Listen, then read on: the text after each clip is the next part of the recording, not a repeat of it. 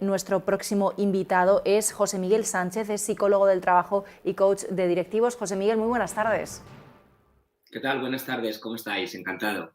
Bueno, José Miguel, ¿cuál dirías que es un año después? Porque la semana pasada teníamos ese 11 de marzo, fecha en que se cumplía el aniversario de la pandemia. Este domingo, un aniversario del estado de alarma en España. En definitiva, vamos, que llevamos más de un año con este lío de la pandemia. Estamos todos muy cansados. Se habla mucho estas últimas semanas del concepto fatiga pandémica, ¿verdad?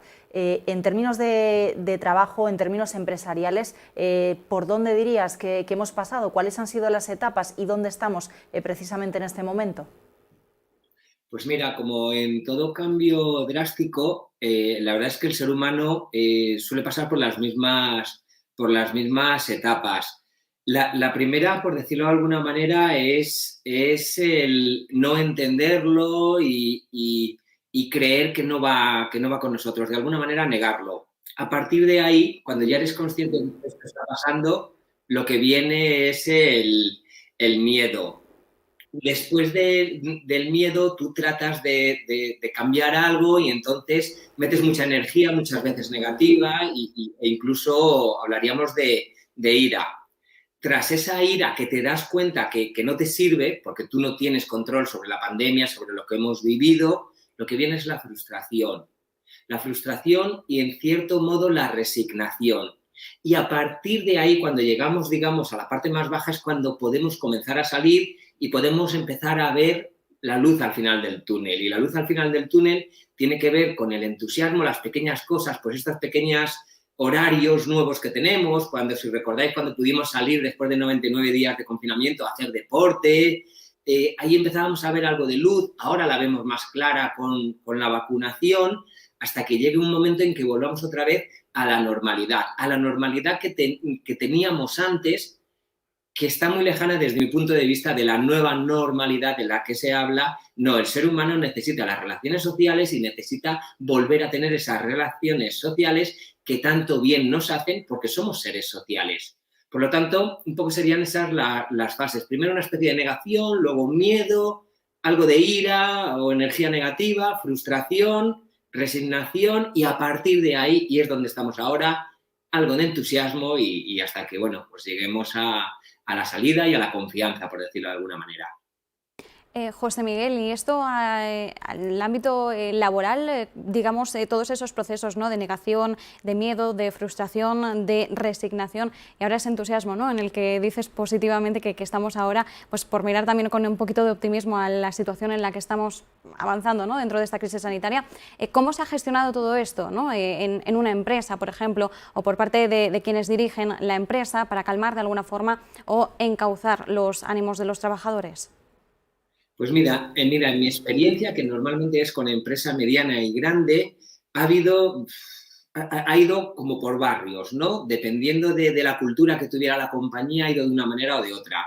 Te puedes haber encontrado, voy a hablar de los mandos, de los líderes, de los directivos. Te puedes haber encontrado personas que lo han llevado bien, que han creado espacios y que se han dado cuenta que teletrabajando sus equipos también rendían, y te puedes encontrar con líderes que los ha habido, que han tenido miedo, que se han sentido inseguros y que han tratado de controlar lo incontrolable. Es decir, tú no puedes controlar si una persona está trabajando desde su casa, independientemente de que esté conectada. Estará conectada, pero puede no estar rindiendo. Por lo tanto, este segundo tipo de líderes lo han pasado peor, porque han tratado de controlar lo incontrolable. Los líderes que trabajaban desde la inspiración, desde dar confianza, desde dar autonomía a sus equipos, se han dado cuenta que sus equipos también han rendido, aunque lo han hecho en situación más difícil, porque no es nada sencillo trabajar desde casa, con el entorno que tengamos cada uno, no es nada sencillo, pero se han dado cuenta que cuando han dado el espacio, las personas queremos trabajar y las personas queremos rendir. Entonces, para mí ha habido como dos tipos de líderes. El líder más inseguro y controlador, que no ha podido controlar y lo ha pasado mal, y el líder que ha dado más espacio y más confianza y se ha dado cuenta que sus equipos rendían mejor. En cuanto a las personas, pues hubo un primer momento de no es lo mismo trabajar en la oficina con toda la ergonomía del entorno de trabajo preparada, que trabajar en casa donde yo no tengo cómo hacerlo, tengo a los niños, además tengo que bueno, que trabajar con mi pareja si está al lado, el espacio, etcétera, la silla, estar 8 horas en la misma silla.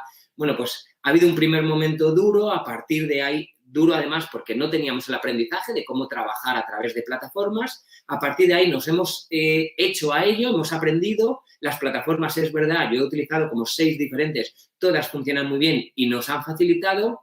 Y ahora, a pesar de que yo decía que estábamos acercándonos a la parte de entusiasmo, ahora llevamos unos meses de fatiga. Esto está durando muchísimo, tú le has llamado perfectamente fatiga pandémica, pero el nombre completo es fatiga emocional pandémica. Es una fatiga psicológica.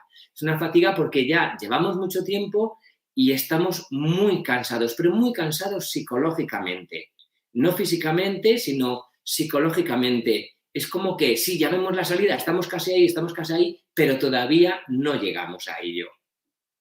José Miguel, ¿cómo afrontar entonces este contexto? ¿Cómo manejar ese estrés emocional, ese estrés laboral muchas veces asociado?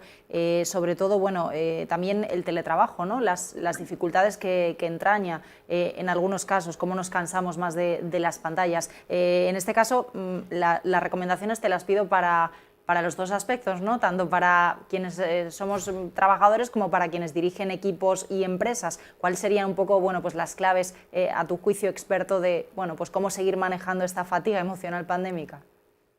Mira, lo primero que tenemos que tener claro es que cuando hablamos de trabajar con pantallas, hay varias cosas que al cerebro no le gustan. Uno es el efecto espejo, es decir, nos estamos viendo todo el rato en la pantalla. No estamos acostumbrados a esa exposición tan extrema de estar en la pantalla. Luego, cuando hacemos reuniones de este tipo, se pierde creatividad. ¿Por qué se pierde creatividad? Porque no nos estamos moviendo. Y luego hay una tercera parte que es el contacto visual. El contacto visual normal dura 2 o 3 segundos. Sin embargo, en el entorno virtual, el contacto visual es completo, es todo el rato. Con lo cual, tú sientes que todo el mundo te está mirando. Eso a ti, a tu cerebro no le gusta. Y hay una última parte que es la comunicación no verbal. En un entorno presencial, esa comunicación no verbal sí que está, ¿vale? Tú eres capaz de interpretar qué está pasando, aunque sea a nivel inconsciente. En el terreno virtual no puedes interpretarlo, con lo cual el cerebro gasta más energía en tratar de interpretar eso que no ve. Bien, esto es lo que ha causado parte de esta fatiga emocional pandémica en el entorno laboral. ¿Qué sí podemos hacer? Pues mira, hay cosas que nos podemos quitar como el multitasking. Hubo una época donde se decía que si hacías varias cosas a la vez, pues bueno, que éramos capaces, tal. No, se ha demostrado que el cerebro no es capaz de hacer varias cosas a la vez, con lo cual tenemos que priorizar muy mucho. Luego tenemos que organizarnos, tenemos que tener horarios claros, horarios donde es trabajo y horarios de desconexión. Hay un término que se da en el norte de Europa, creo que es Noruega o Suecia, uno de estos 2 países, o Dinamarca, que es el término Niksen, que es no hacer nada.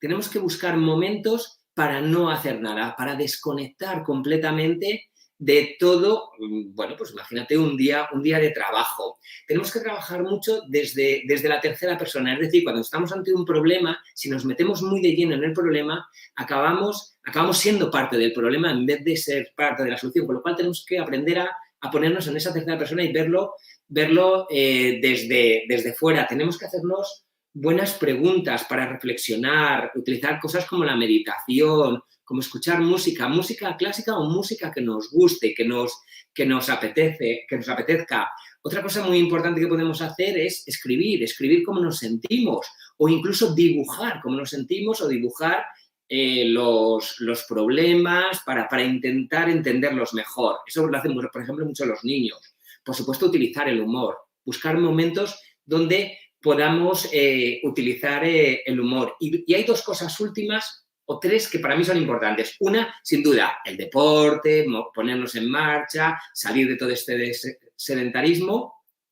Y la segunda, aunque realmente son 2, es darnos buenas autoinstrucciones y visualizarnos. Y aquí pongo siempre un ejemplo. Ahora mismo hay muchos deportistas de élite que están entrenando muy fuerte, muchas horas al día, pero tienen un objetivo, y el objetivo son los Juegos Olímpicos de julio en Tokio, Japón. Ellos están entrenando hoy, pero si se visualizan, corriendo o haciendo el deporte que sea en Tokio 2020, en julio. Nosotros tenemos que hacer lo mismo. Estamos trabajando ahora en este momento que todavía hay pandémica, que tenemos riesgo de una cuarta ola, pero debemos ser capaces de visualizarnos después, una vez que haya salido. Porque sí, vamos a salir, las vacunas están ahí, muchas más personas ya habrán pasado por ellos, tendrán anticuerpos, por lo tanto tenemos que visualizarnos en ese después, aunque estemos trabajando hoy en ser resilientes, en ser fuertes para aguantar toda esta adversidad en la que estamos viviendo. Ha sido muy rápido, pero para mí son los puntos importantes que podemos tocar para salir más fuertes todavía. Pues José Miguel, muchísimas gracias por acompañarnos y por darnos estos consejos. Vamos a recordar que luego esta entrevista estará en YouTube, así que bueno, quien nos esté viendo en casa o quien quiera repasar estas claves, estos consejos, pues lo va a poder volver a consultar en nuestro canal de YouTube y en nuestras redes sociales. Muchísimas gracias por acompañarnos. Vamos a tomar muy buena nota de tus recomendaciones. Buenas tardes. Al contrario, Raquel, buenas tardes. Muchísimas gracias a ti.